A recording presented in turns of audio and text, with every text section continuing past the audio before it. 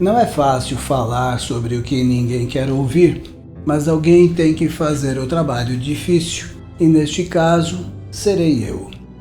Portanto, hoje eu vou colocar o dedo na ferida e falar sobre o fato de que tudo, ou quase tudo em que acreditamos sobre nós mesmos e sobre o mundo, é uma mentira. E se eu lhe disser que o eu que você tanto defende não passa de uma ilusão frágil sustentada apenas por sua mente? E se você descobrisse que aquilo que você chama de si mesmo é apenas uma construção mental sem substância, um sonho frágil, uma ilusão condenada a se dissolver na própria inexistência? Um dia, essa construção mental recebeu um nome, o seu nome, acumulou uma história, guardou memórias, criou preferências e cultivou opiniões, desejos e medos. Por identificação, você passou a acreditar que essa construção mental é você e começou a chamá-la de eu. Mas ela não passa de um eu psicológico, o ego, o falso eu, porque a mente que diz eu não cria uma entidade real, mas somente a ideia de uma entidade. Agora, preste atenção um pouquinho. Pode parecer complicado, mas não é. A atividade mental que cria o eu psicológico não tem substância. É apenas um processo que envolve percepção, emoções, pensamentos e sentimentos em conjunção com as reações neurofisiológicas dos nossos corpos, que são responsáveis por grande parte do que sentimos e experimentamos. Esse processo surge, permanece por um instante e desaparece como nuvens no céu. Enquanto isso, a mente cria a ilusão de que há alguém aí, mas não há. É apenas um processo passageiro em que aquilo em que você acredita ser não passa de um conjunto de emoções, pensamentos e sentimentos que diz: eu sou assim, eu gosto disso, isso aconteceu comigo, criando a sensação de uma identidade contínua. A mente então posiciona esse eu no centro de tudo e nos faz acreditar que nós somos ele. E, em certo momento, esse eu adquire certa autonomia e toma para si o controle de nossas vidas. E trabalha para existir a qualquer custo, tornando-se sensível a qualquer coisa que possa parecer uma ameaça. Por isso ele se fere facilmente com palavras. Qualquer rejeição pode ser devastadora. Qualquer erro é uma condenação. Um olhar diferente parece julgamento. E o silêncio parece abandono. E assim nós cometemos o mais grave erro de nossas vidas. Trocamos quem realmente somos por aquilo que pensamos ser e seguimos hipnotizados por essa condição em que levamos a sério o nosso nome, nossos títulos, o nosso passado e a opinião alheia.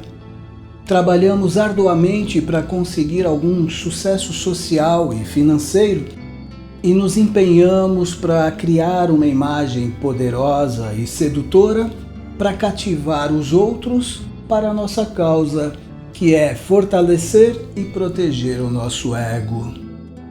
Contudo, se você observar com sinceridade, perceberá que esse eu que você tenta fortalecer e proteger não é estável e não tem substância. Ele é incapaz de permanecer algum tempo sem ser modificado. Afinal, ele reage a cada situação e muda conforme o ambiente. Um elogio, uma humilhação, um resultado positivo ou negativo é suficiente para desestabilizar essa construção mental ora fortalecendo suas estruturas, ora fazendo-as ruir. Em um momento você se acha forte e se sente especial, em outro se sente fragilizado e acredita ser inadequado. Então, qual deles é você? Nenhum dos dois, porque são apenas imagens projetadas na tela da mente, e a mente, por sua vez, se projeta no mundo natural, que é, em última análise, um reflexo dessa construção mental. Portanto, assim como o eu é falso, produzido pela mente, o mundo também é falso, também produzido pela mente. Mas, então, quem é você?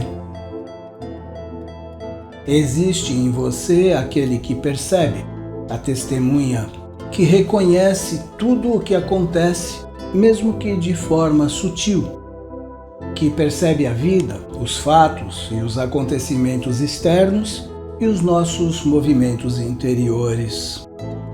Não, você não é essa testemunha, você é aquele que está por trás dela, o ser.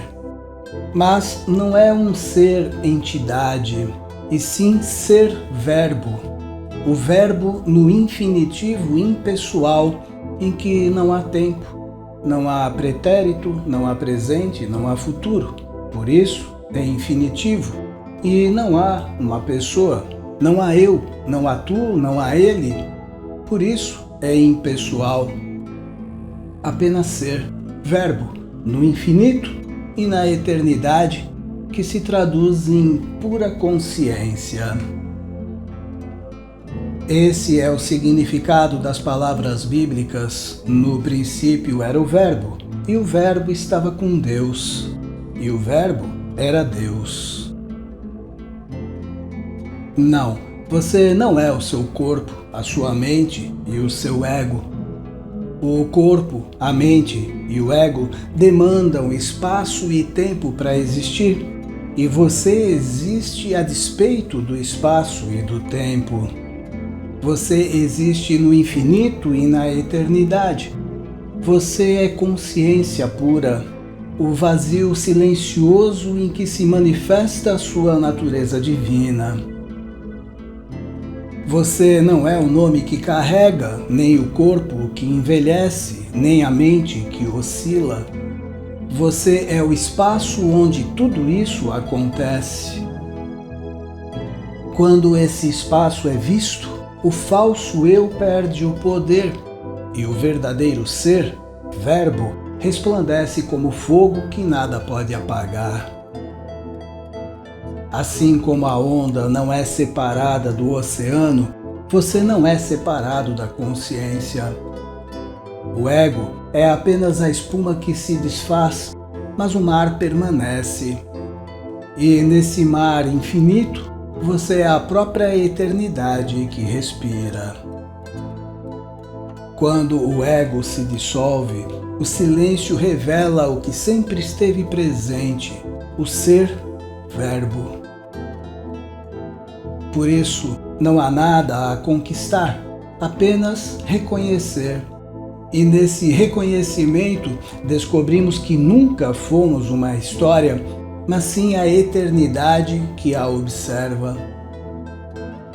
Reconhecer o falso é abrir espaço para que o verbo da nossa existência se revele, não como palavra, mas como presença viva. E quando essa presença é percebida, nós compreendemos que não somos o que passa, somos o que permanece, a consciência de Deus em nós. Que tudo que você faça seja meditação e que uma nova consciência nos conduza a um mundo melhor. Nos vemos no próximo vídeo. Muito obrigado.